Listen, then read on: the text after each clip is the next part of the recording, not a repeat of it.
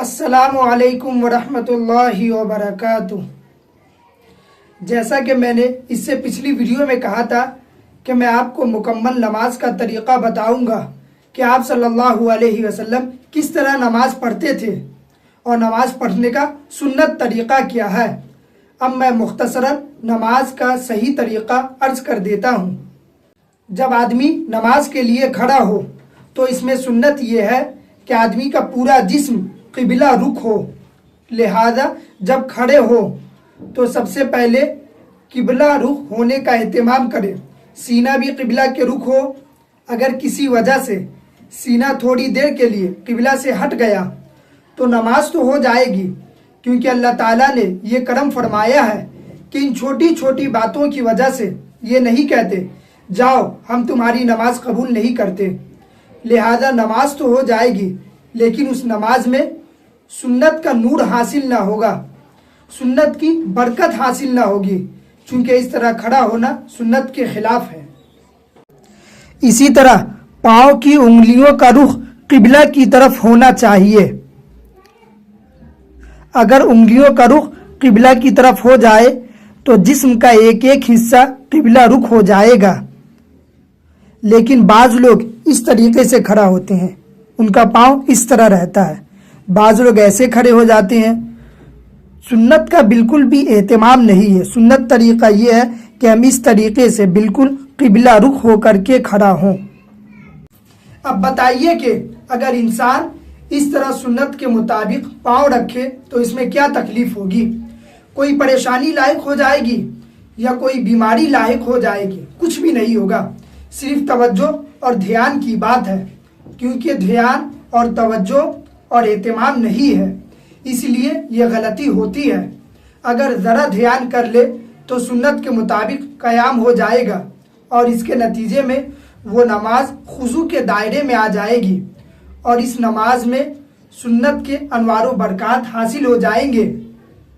اب جب ہم لوگ سیدھے طریقے سے کھڑے ہو گئے تو اب اگلا نمبر آتا ہے نیت کا، کہ ہم نیت کس طریقے سے کریں۔ تو یہاں پر ایک مسئلے کی وضاحت بالکل بھی ضروری ہے کہ نیت نام ہے دل کے ارادے کا، بس آگے زبان سے نیت کرنا کوئی ضروری نہیں۔ چنانچہ آج بہت سے لوگ نیت کے خاص الفاظ زبان سے ادا کرنے کو ضروری سمجھتے ہیں، مثلا 4 رکعت نماز فرض ظہر کی، منہ میرا کعبہ شریف کی طرف، پیچھے اس امام کے، واسطے اللہ کے، اللہ اکبر۔ زبان سے یہ نیت کرنے کو انہوں نے فرض و واجب سمجھ لیا ہے، گویا اگر کسی نے یہ الفاظ نہ کہے تو اس کی نماز نہ ہوگی۔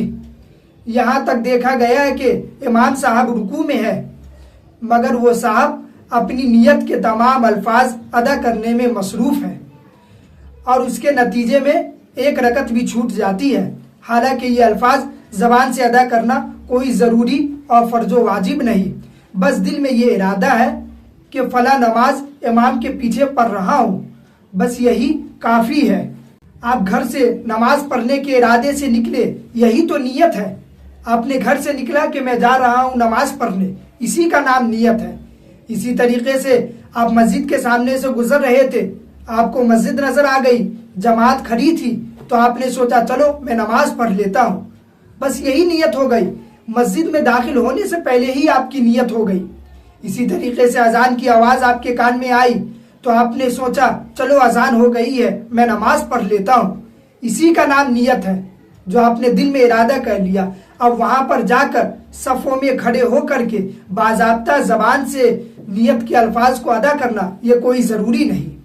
اسی طرح نیت کے بعد جب تکبیر تحریمہ کہتے وقت ہاتھ کانوں تک اٹھاتے ہیں تو اس کی کوئی پرواہ نہیں ہوتی کہ اس کو سنت کے مطابق اٹھائیں، بلکہ جس طرح چاہتے ہیں ہاتھ اٹھا کر اللہ اکبر کہہ کر نماز شروع کر دیتے ہیں۔ سنت طریقہ یہ ہے کہ ہاتھیلی کا رخ قبلہ کی طرف ہو، بالکل اس طرح، اور انگوٹھے کے سروں کو کانوں کے لو کے برابر آ جائے، یہ صحیح طریقہ ہے۔ اس کے علاوہ جو دوسرے طریقے ہیں، مثلا بعض لوگ ہتھیلیوں کا رخ کانوں کی طرف کر دیتے ہیں اس طرح، بعض لوگ اس طرح کر دیتے ہیں، یہ سنت طریقہ نہیں ہے۔ اگر اس طریقے سے ہاتھ اٹھا کر نماز شروع کر دی، نماز تو ادا ہو جائے گی لیکن سنت کی برکت اور سنت کا نور حاصل نہ ہوگا۔ صرف دھیان اور توجہ کی بات ہے، اس توجہ کی وجہ سے یہ فائدہ حاصل ہو جاتا ہے۔ انشاءاللہ اس کے بعد کی جو باتیں ہیں، یعنی ہاتھ کہاں پر باندھنا ہے، قرات کس طرح ہو، رکوع سجدہ کس طرح ہو، وہ سب انشاءاللہ اس کے اگلی ویڈیو میں بیان کی جائے گی۔ وآخر دعوانا الحمدللہ رب العالمین۔